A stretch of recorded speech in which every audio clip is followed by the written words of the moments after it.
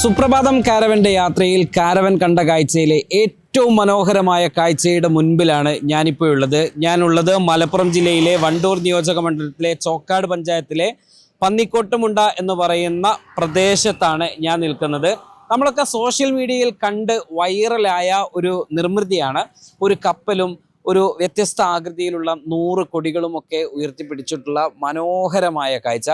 ഞാൻ പറയുന്നു, അത് സോഷ്യൽ മീഡിയയിൽ കണ്ട പോലെയുള്ള ഒരു കാഴ്ചയേ അല്ല, അത് നേരിട്ട് കാണുക തന്നെ വേണം. കാരണം അതൊരു അത്ഭുതമാണ്. നമ്മൾ എക്സ്പോയിലൊക്കെ കാണുന്നത് പോലെ ഒരു റോഡരികോട് ചേർന്ന് ഒരു വിശാലമായ സ്ഥലത്ത് ആര് ഇതുവഴി പോവുകയാണെങ്കിലും ഒന്ന് നോക്കി നിന്ന് പോകുന്ന ഒരു അത്യപൂർവമായിട്ടുള്ളൊരു നിർമ്മിതി.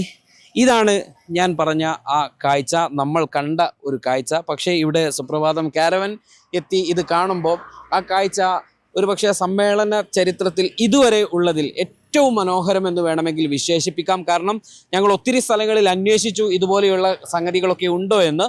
പക്ഷേ നമുക്ക് വന്ന ലിസ്റ്റുകളിലൊന്നും ഇതുപോലൊരു കാഴ്ച കണ്ടിട്ടില്ല. എടുത്തു പറയണം ഇവരുടെ ഈ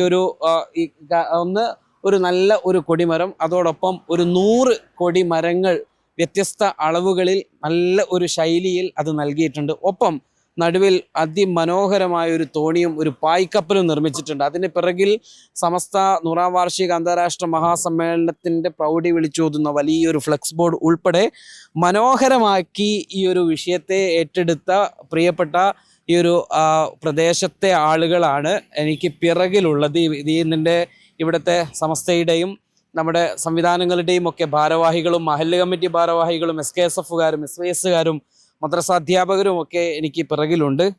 ഏതായിരുന്നാലും വളരെ മനോഹരമായിട്ട്